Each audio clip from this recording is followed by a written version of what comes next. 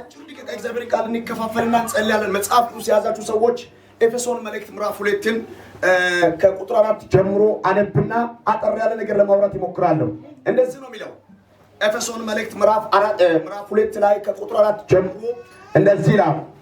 ነገር ግን እግዚአብሔር በምህረቱ ባለጠጋ ስለሆነ ከወደደን ከትልቁ ፍቅር የተነሳ በበደላችን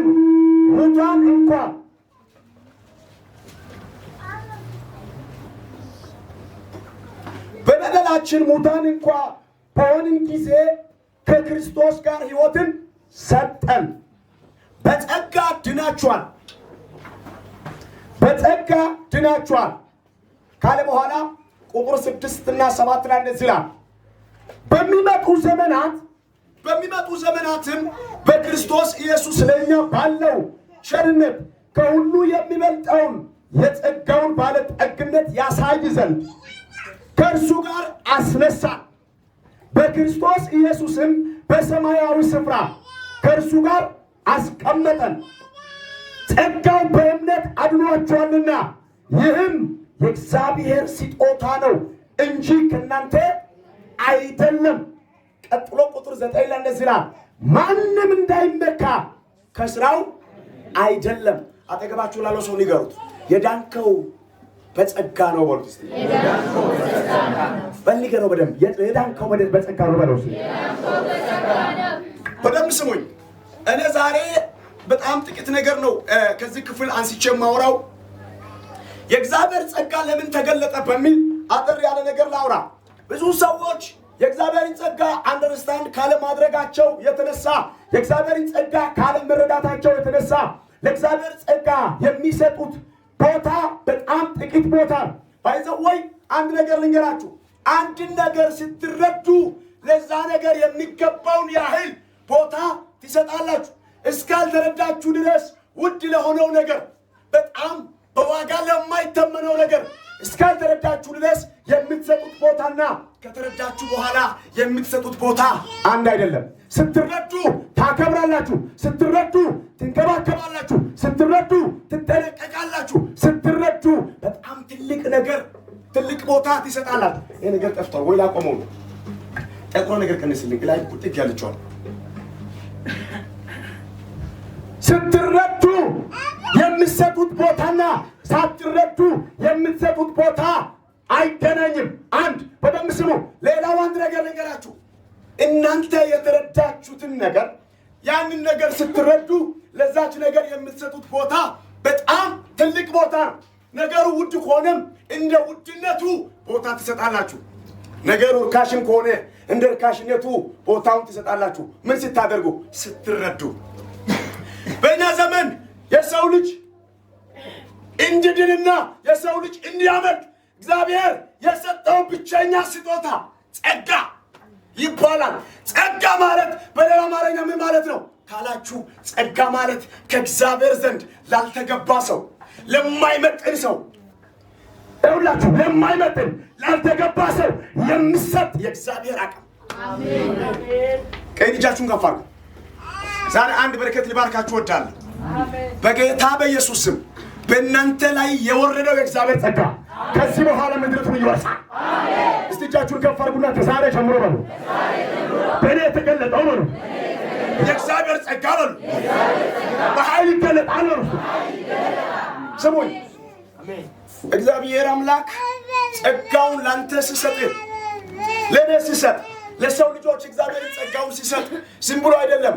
የሰው ልጅ እስካልተረዳ ድረስ ለጸጋው የሚሰጠው ቦታም ይለያል። በጣም የሚገርመው ነገር ልንገራችሁ።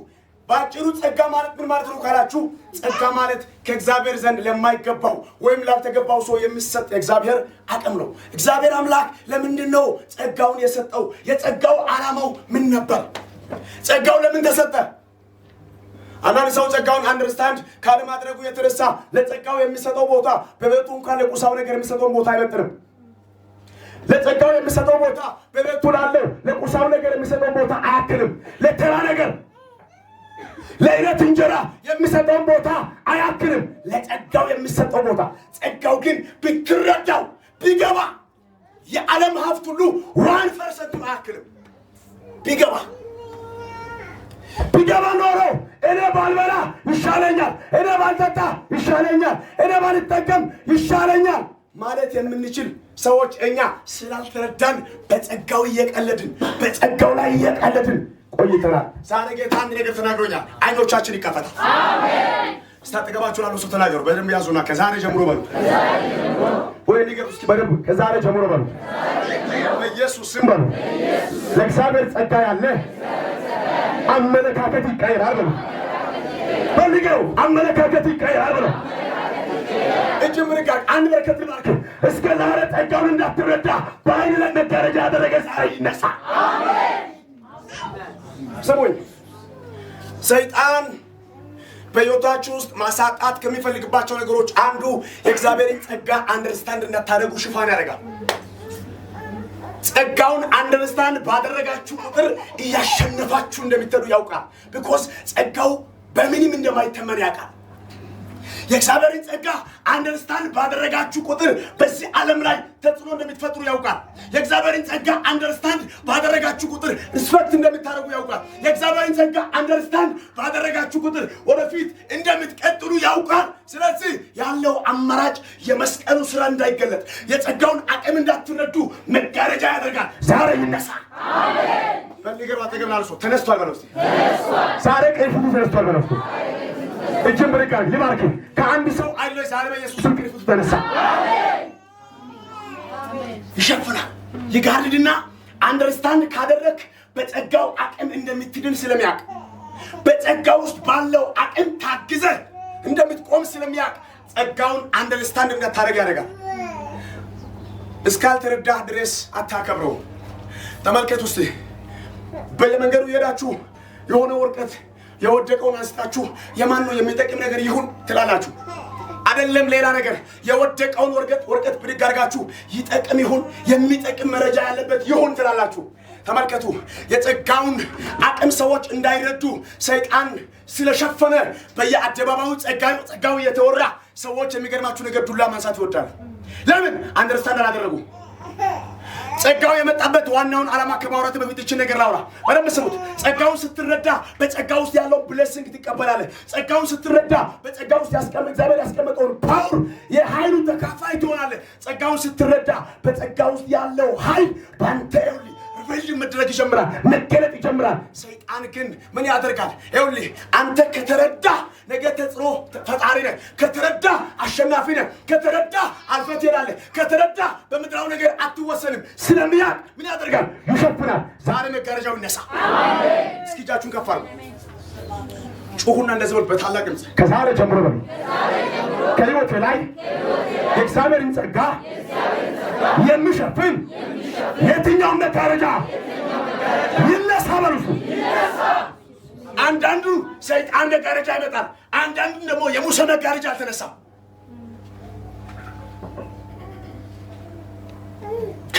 አንዳንዱ ሰይጣን በምድራዊ ነገር ነው መጋረጃ የሚያደርግብህ።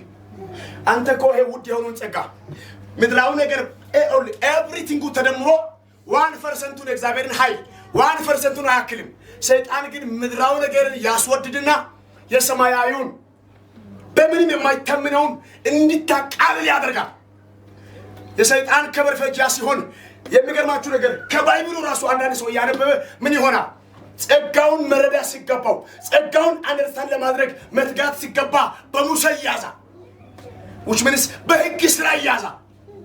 በሕግ ስራ ከተጠመርክ ጸጋውን መረዳት ከባድ ነው። ለምን? ሕግ ስራ ይላል፣ ሕግ ትጋ ይላል፣ ሕግ በራስ ስራ ይላል።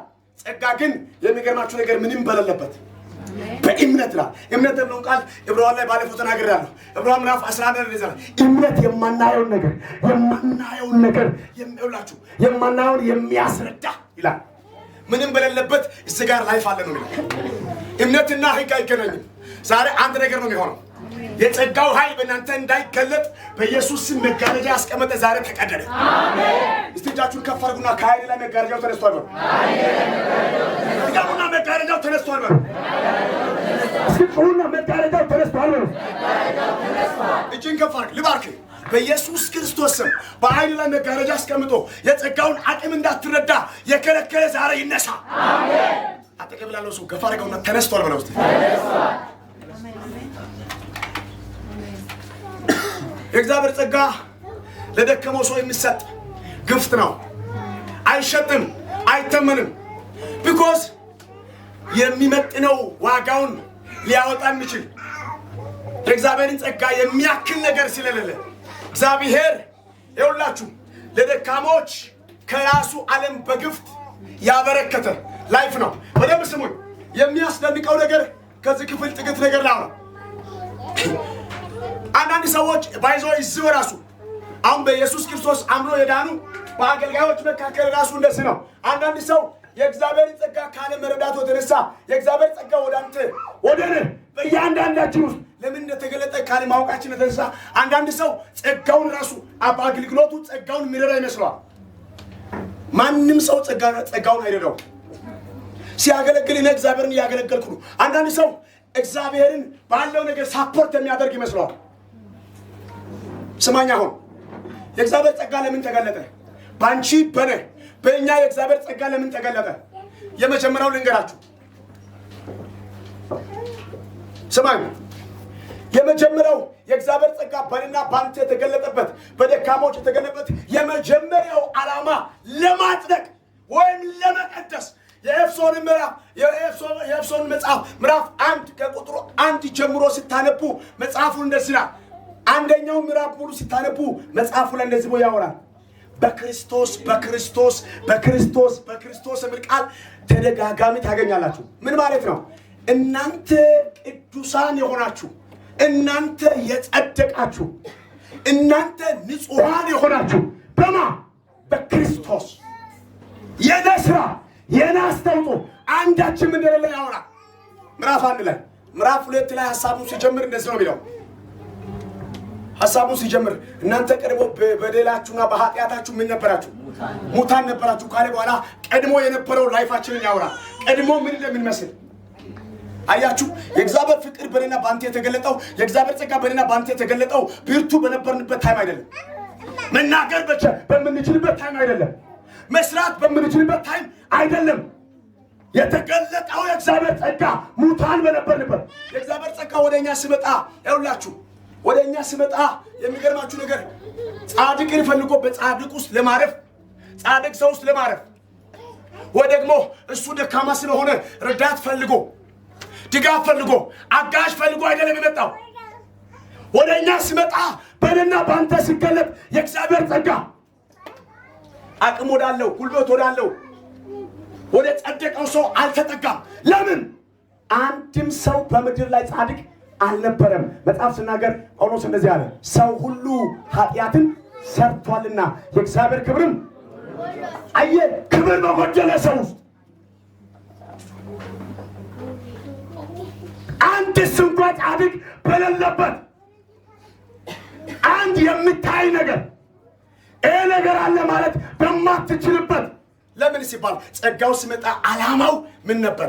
የሚገርማችሁ ነገር አቅም ለሌላቸው አቅም ለመሆን፣ ጉልበት ለሌላቸው ጉልበት ለመሆን፣ ለወደቁት መነሳት እንዲሆንላቸው፣ ለደካሞች ብርታት ለመሆን የተገለጠ የእግዚአብሔር ማንነት ነው። ዛሬ መልእክት አለኝ።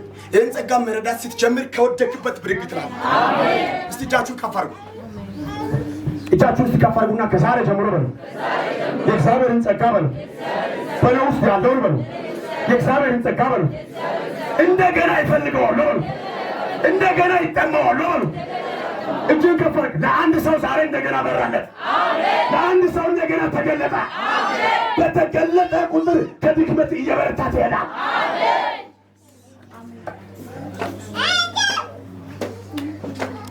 ስሙኝ፣ የእግዚአብሔር ጸጋ የተገለጠው የመጀመሪያው ለማጽደቅ ነው።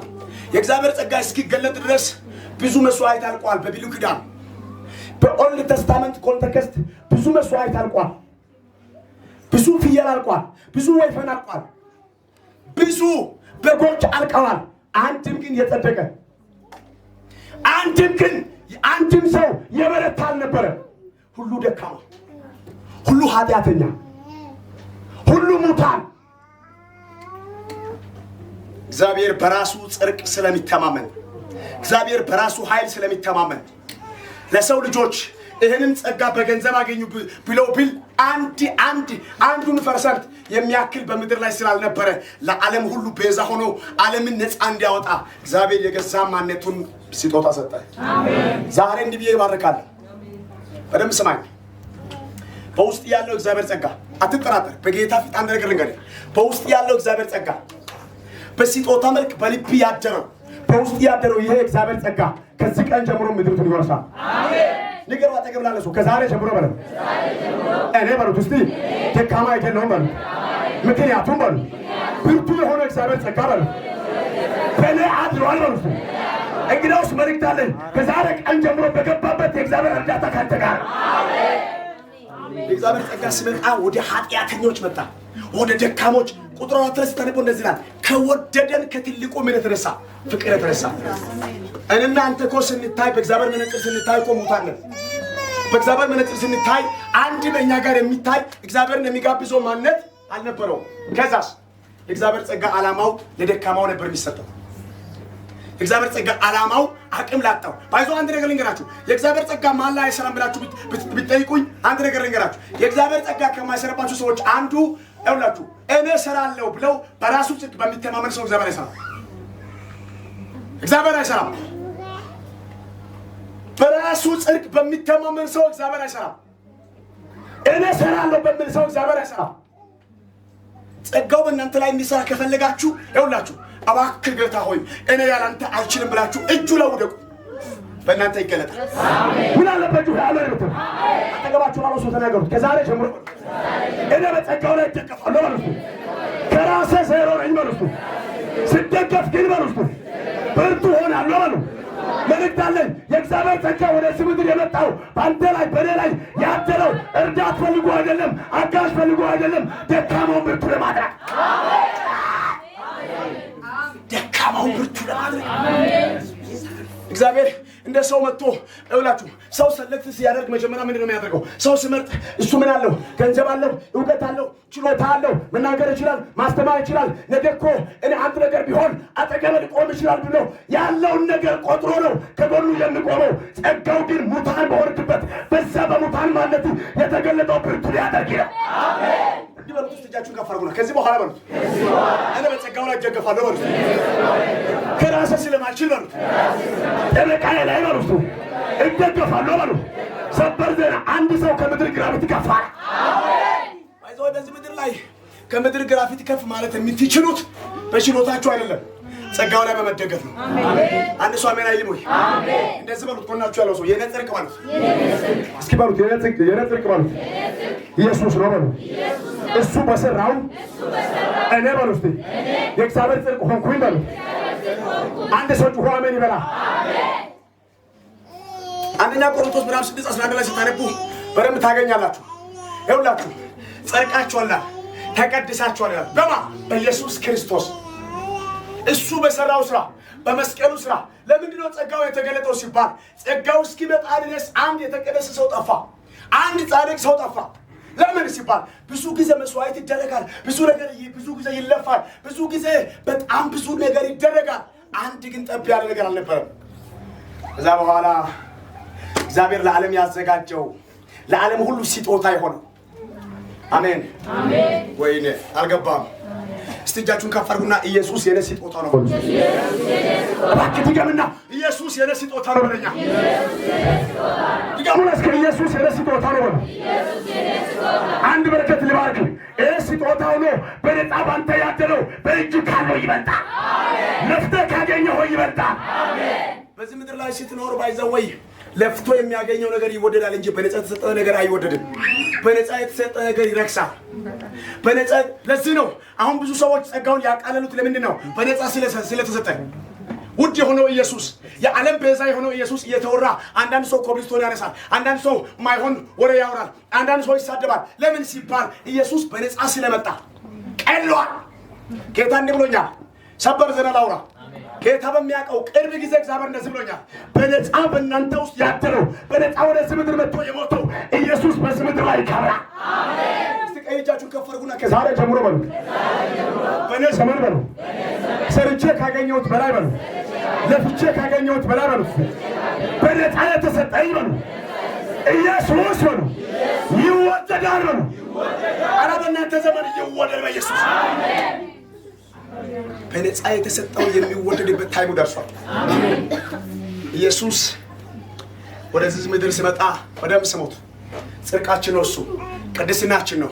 ሲመጣ ግን በነፃ ስለመጣ አንዳንዶች አቃለውታል፣ አንዳንዶች ንቀዋል፣ አንዳንዶች ብዙ ነገር ብለዋል፣ አንዳንዶች ብዙ ታሪክ ብዙ ነገር አውርተዋል።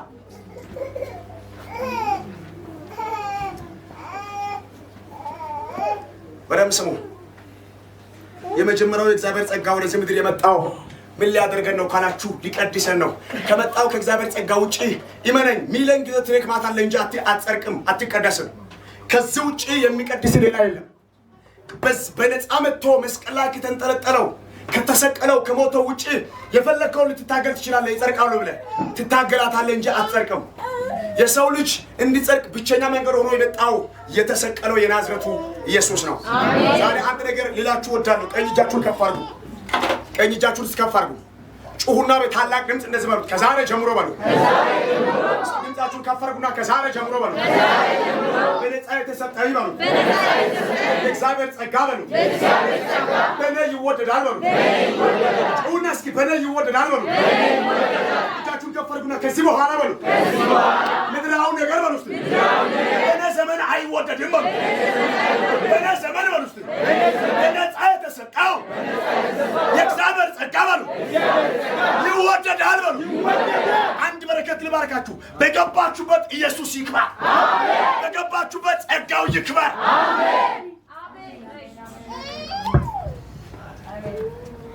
ባይዘይ በኢየሱስ ጸድቀናል ማለት ኃጢአትን ማበረታታት አይደለም፣ እውነታውን መናገር ነው አይደል እንዴ?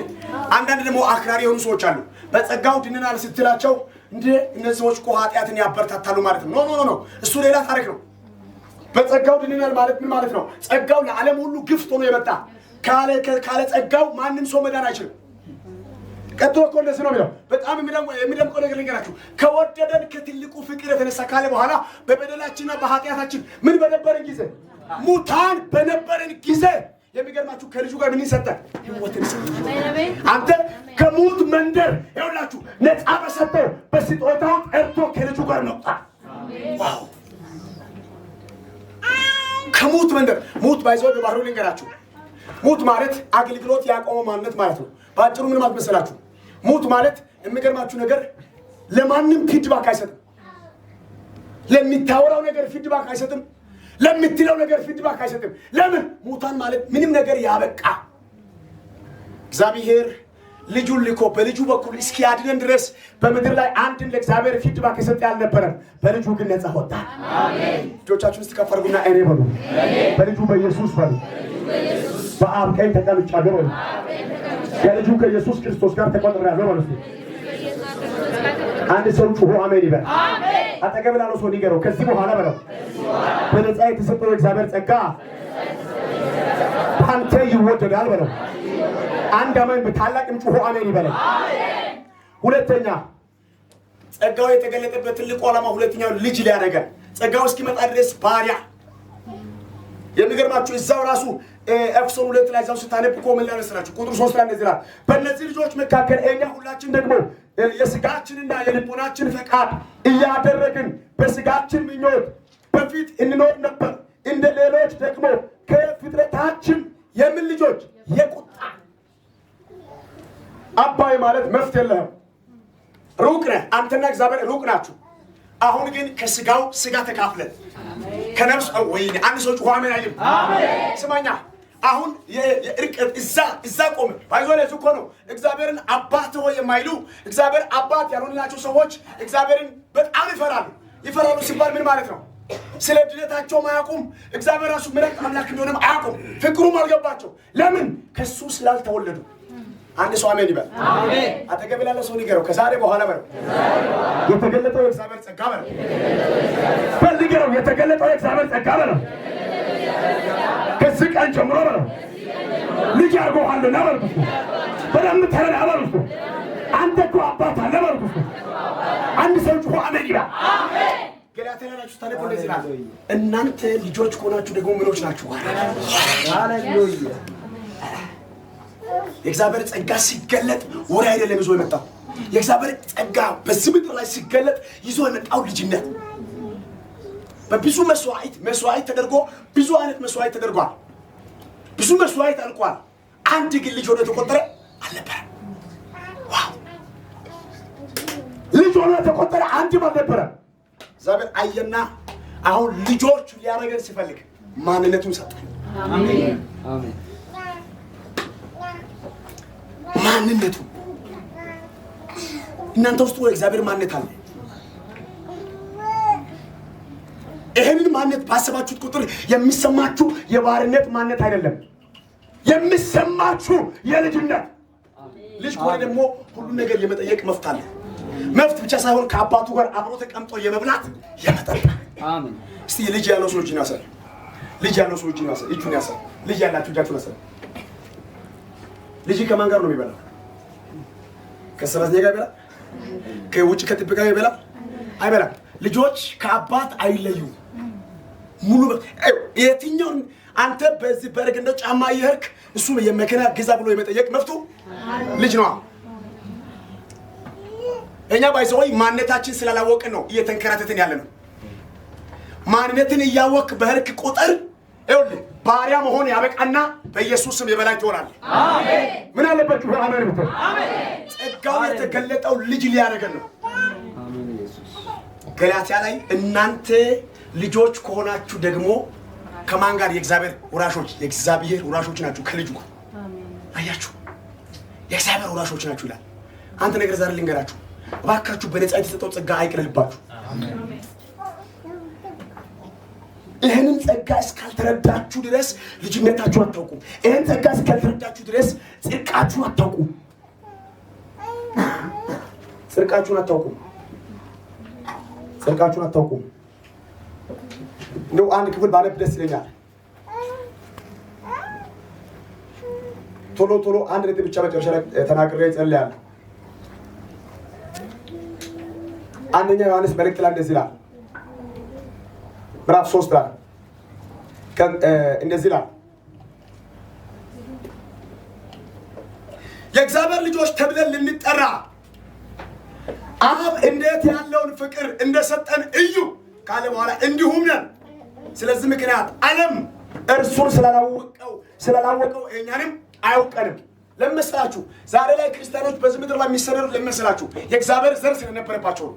የእግዚአብሔር ማንነት በውስጣቸው ስላለ ከእግዚአብሔር ማንነት በፊት ይኸውላችሁ ከነ በፊት ያ ለነ መሰረት የሆነው ከእግዚአብሔር ዘንድ ስጦታ ሆኖ የመጣው አካሉ በምድር ላይ ተሰዷል። ለምን አልተቀበለችም? ዓለም አቅልላይ ካለች። ለዚህ ነው ዛሬ ለክርስቲያኖች በምድር ላይ ኑሮ ዳገት የሆነባቸው፣ ችግር መከራ የበዛባቸው። ለምን ኢየሱስንም አልተቀበለችም? አሁን የኢየሱስ መንፈስ ያለባቸውንም አትቀበልም። ለምን አልተረዳችም? እኛ ግን ከእግዚአብሔር ጋር ወራሾች ነን። አሜን። ቀኝ እጆቻችሁን እስከፋሉ እኔ በሉ ከእግዚአብሔር ጋር ወራሽ ነኝ በሉ። ከዛሬ ጀምሮ በሉ በፍጹም አልሰጋም በሉ። እኮ ወራሽ ነኝ በሉ። ወራሽ ሲያደርገን አንተ ወራሽ የመሆን መፍቱ ኖሮ አይደለም፣ ማንነቱ ኖሮ አይደለም። አንተ ሙታን ነህ፣ እኔ ሙታን ነበርኩ፣ እኛ ሙታኖች ነበርን። ነገር ግን እግዚአብሔር ከወደደን ከትልቁ ፍቅር የተነሳ ከፍቅር ባህሪያቶች አንዱ ልንገራችሁ፣ አንዱ በደልን አይቆጥርም። ፍቅር በባህሪው አንዱ በደልን አይቆጥርም። ትኩረት የሚያደርገው ምኑ ላይ ነው? ሺህ ጊዜ አጥፍተህ ጥፋትን አንድ ሁለት ይኸውልህ ጥፋትን ቆጥሮ በጥፋት ልክ አይወድህም። ሰው አይደለም እሱ። የእግዚአብሔር ፍቅር አጋፌ፣ ይሄ አንኮንዲሽናል ላቭ የሚለው የሚገርማችሁ ነገር እግዚአብሔር ኤኒታይም የሚያየው ፍቅርን ነው። ምክንያቱም በፍቅርማ ለፍቅር ሲባል የገዛ ልጁን ለአንድ ሙታን ለአንድ ኃጢአተኛ ስለሰጠ ሚሊዮን ጊዜ ስታጠፋ ጥፋትን አይደለም የሚያተኩረው ፍቅሩ ላይ ነው። አሜን። የእግዚአብሔር ልጆች ተብለን ልንጠራ አብ እንዲህ ያለውን ፍቅር እንደሰጠ እዩ ካለ በኋላ እንዲሁ ነን። ስለዚህ ምክንያት ዓለም እርሱን ስላላወቀው እኛንም አያውቀንም።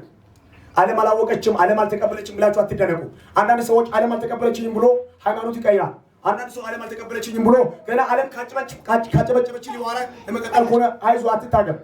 ዓለም መቼም ስላንተ አታጨበጭም።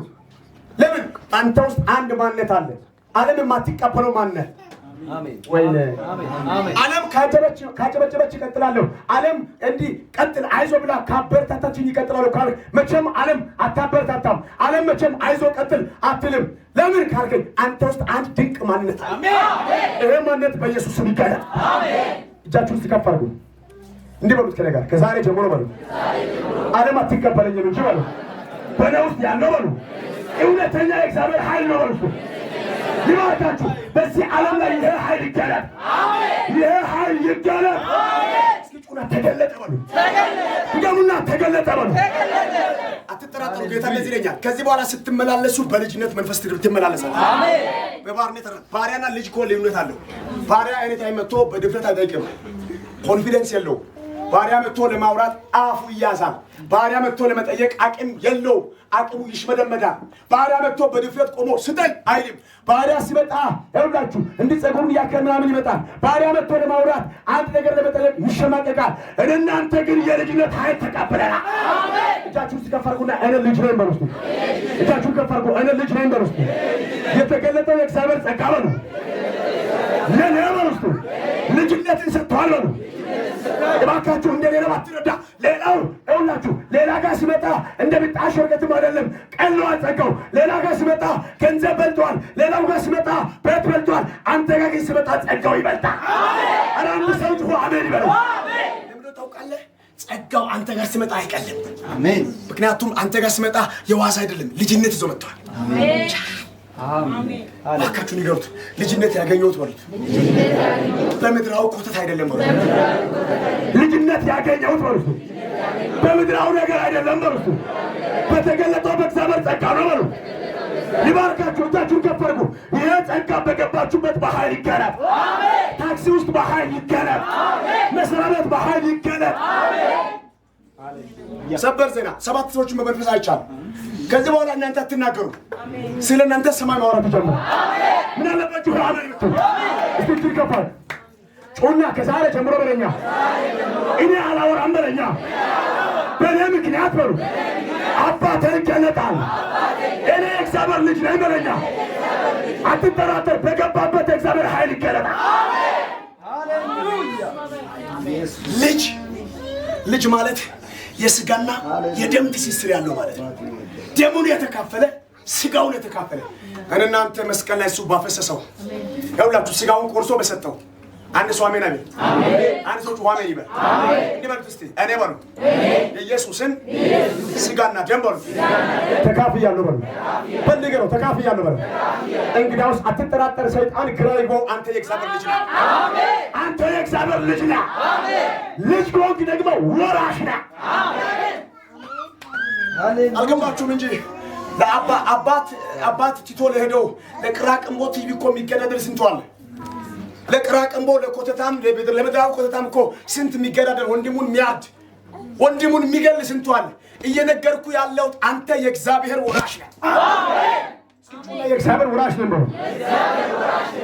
ለሌሎች የእግዚአብሔር ጸጋ እንደዚህው ቢጣሽ ነው።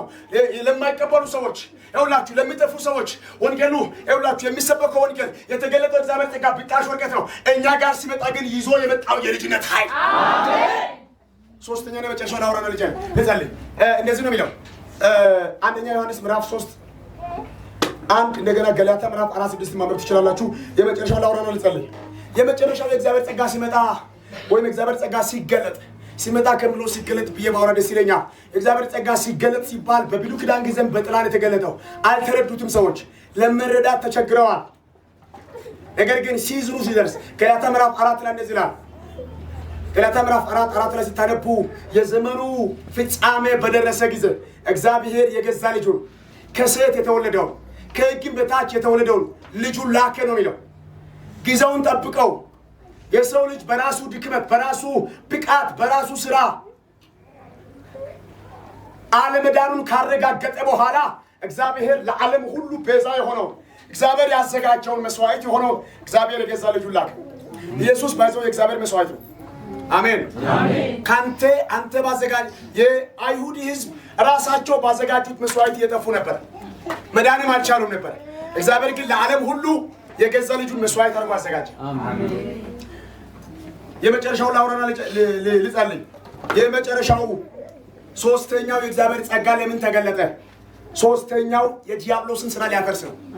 ዛሬ እናንተ በኢየሱስ ስም ወጋ ምናምን ስላለን አይደለም ዲያብሎስ የሚመታው። ዲያብሎስ ያለ የእግዚአብሔር ልጅ በተገለጠ ይለት ወይኔ አትጠራጠር። መጽሐፍ እንደዚህ ነው የሚለው አንደኛ ዮሐንስ ምዕራፍ 3:9 ላይ እንደዚህ ይላል። ስሙት 3:9 ላይ እንደዚህ ይላል። ስለዚህ የዲያብሎስን ስራ እንዲያፈርስ የእግዚአብሔር ልጅ ተገለጠ። ከእርሱ የተወለደ ሁሉ ኃጢአትን አያደርግም፣ ዘሩ በእርሱ ምን ይሆናል? ይኖራል። በአንተ ውስጥ የሚኖረው የኃጢአት ዘር አይደለም፣ ወይም የቀድሞ አዳማዊ ዘር አይደለም። አንተ ውስጥ ሌላ ዘር ገፍቷል። አሜን። ያ ዘር ኢየሱስ ይባላል። አሜን። እስቲ እጃችሁን ከፍ አድርጉና ከማይጠፋ ዘር ተወልጃለሁ በሉት። የዲያብሎስ ስራ የፈረሰው በሉት። እኔ በሉት ከማይጠፋ ዘር በተወለድኩ ዕለት በሉት የዛኔ ፈርሷል በሉት። አይዞህ ልንገራችሁ አማኞች፣ በጣም መጠንቀቅ ያለብን አንዱ ልንገራችሁ። ወጣቶች ናችሁ ወደም ሰሙ። አሁን ብዙዎቻችን ቸርች ውስጥ እንዲደረጋል፣ ብዙዎቻችን ቸርች ውስጥ እንደዚህ ይደረጋል። ፕሮግራም ይጀምራል። ሲጸለይ በቃ ምንም አይመስልም፣ ጸጥ ነው የምንለው። ከዛ በኋላ አምልኮ ልክ ሊጀመር አሁን ሁላችን ልክ የተለምደው ነው ባይዞ በቃ አሁን እስኩላችን ተነስተን የሰይጣን ስራ ምን እናድርግ? እናፍርስ፣ እንዋጋ ይላል። ከማን ጋር እንደምዋጋ እና ፍርስ ሲባል ሁላችን ብድግልና አሁን ጀግና ነው ነው። ቅድም ጸሎት ሰዓት ላይ የማይጸልየው ህዝብ ሁሉ አሁን ብድግልና ወደቀ። በቃ ይውደቅ፣ ይቆረጥ፣ ይሰንጠቅ። የሚሰነጥቅም የለም የሚቆረጥም የለም። ለምን ታውቃለህ? የሌለው ለምን ታውቃለህ? የሰይጣን ስራ የለም እያልኩ አይደለም። የሚቆረጠው የሌለው ለምን መሰለህ? በኢየሱስ ክርስቶስ አምኖ በዳነው ሰው ላይ የለም። መቼ መሰለህ የፈረሰው? የእግዚአብሔር ልጅ በተገለጠለት። የእግዚአብሔር ልጅ መቼ የተገለጠው? አንተ በኢየሱስ ባመንክለት በአንተ ዓለም ውስጥ በዚህ ምድር ላይ የዛሬ 2000 ዓመት በፊት የተገለጠው በአንተ ዓለም ፐርሰናል ግን በአንተ ዓለም ውስጥ ባመንክለት ያንተ መንደር በመለኮት ታጥራ። አሜን። ምን አለበት? አሜን ነው። አሜን። እጃችሁን ከፍ አድርጉና የኔ ዓለም በሉ። በመለኮት ጥበቃ ውስጥ ነው በሉ። የኔ ዓለም በሉ። በመለኮት ጥበቃ ውስጥ ነው በሉ። ሰበር ዜና ከዚህ በኋላ እየገሰጽ ለሪት እንጂ እንደዚህ መጣ አነቀኝ እያልክ አትታገልም። የመለኮት ጥበቃ ተደርጓል። አሜን። የመለኮት ጥበቃ ተደርጓል። አሜን። እስቲ እጃችሁን ከፍ አድርጉና የዲያብሎስ ስራ ፈርሷል በሉ። የዲያብሎስ ስራ ፈርሷል። ለአማኞቹ ብቻ የዲያብሎስ ስራ የፈረሰው መቼ ነው? የእግዚአብሔር ልጅ ኢየሱስ በተገለጠ ይለት። አሜን አሜን አሜን። ዓላማው የእግዚአብሔር ልጅ እስኪገለጥ ድረስ በዚህ ምድር ላይ የሰው ልጅ ምን ሆኗል? ታስሮ ነበር፣ ተይዞ ነበር፣ ተገዝቶ ነበር። እዛው ኤፌሶን ላይ አንብቡት። የቁጣ ልጆች ነበር ነው የሚለው። ኢላይ ሰይጣን ከያዘ በኋላ የሰው ልጅ በገዛ ፈቃዱ በገዛ ስሜቱ ለራሱ ለሰይጣን እንዲኖር ሰይጣን አድርጎ ማርኳቸው ነበር። ነገር ግን የገዛ ልጁ ላከ። የመጣው የእግዚአብሔር ልጅ ኢየሱስ መስቀል ላይ መስዋዕት ከሆነ በኋላ ከተሰዋ በኋላ በደሙ የሚገርማችሁ ነገር የጨለማን መንግስት በአንድ አፈረሰ። አሜን። እስቲ እጃችሁን ከፍ አድርጉ። እኔ በሉ በኢየሱስ ባመንኩ ጊዜ በሉ በኔ ውስጥ በሉ የመለኮት ኃይል በሉ ተቀምጧል በሉ የማይጠፋ ዘር በሉ ከፍቷል በሉ ከዛች ቀን ጀምሮ በሉ የዲያብሎስ ስራ በሉ በኔ መንደር ላይ በሉ ኃይል የለውም በሉ። ሰበር ዜና እየዘመርክ ከዚህ በኋላ በኢየሱስ ስም ሩቅ አጋንንት መውደቅ ይጀምራል። ምክንያቱም ካንተ አንድ ቤት የሚወጣው ሰይፍ ነው። አንዳንዶቻችን ብዙ ጾም ጸሎት ከገባን በኋላ አጋንንት ይመታና ጾም ጸሎት ስናቆም አጋንንት መጥቶ የሚከበር ነው የሚመስለው። በደሙ ታጥራችሁ ከሆነ የእግዚአብሔር ልጅ ሆናችሁ ከሆነ አትጠራጠሩ። በእናንተ ዓለም ላይ የእግዚአብሔር ልጅ በተገለጠ ዕለት በእናንተ ዙሪያ ላይ የመለኮት ጥበቃ ተደርጓል። አሜን አሜን አትሉም? አሜን። እስቲ ተደርጓል በሉ። ተደርጓል። ወይኔ ከፍ አድርጉ እስቲ። በእኔ ዙሪያ በሉ መላእክቶች አሉ በሉ። የሚጠብቁኝ አሉ በሉ። አንድ ሰው ጩሆ አሜን አሜን ሃሌሉያ። ሶስተኛና መጨረሻው የእግዚአብሔር ጸጋ የተገለጠው የዲያብሎስን ስራ ሊያፈርስ ነው። አንዳንድ ሰው ከዲያብሎስ ስራ ለማፍረስ ገዳም ይገባል። አንዳንድ ሰው ከዲያብሎስ ስራ ለማምለጥ የማይሄድበት የማይከፍለው መስዋዕት የለም። የትም አትድከም። የዲያብሎስ ስራ ለአንድና ለመጨረሻ የሚፈርሰው በኢየሱስ ነው። አሜን። ዓለምን በኢየሱስ ስታደርገው በዙሪያ ላይ የመለኮት ጥበቃ ይደረጋል። አሜን። ቀኝ እጆቻችሁን ስትከፋርጉና በእኔ ዓለም ላይ በሉት የመለኮት ጥበቃ ተደርጓል በሉት። ከዚህ በኋላ በሉት የዲያብሎስ ስራ በሉት በእኔ ዙሪያ በሉት እስቲ አይኖርም በሉት። መላእክቶች በእኔ ዙሪያ አሉ በሉት። እልልታ ጭብጨባ ለጌታ ክብር ይሁን። ተነስተን በእግሮቻችን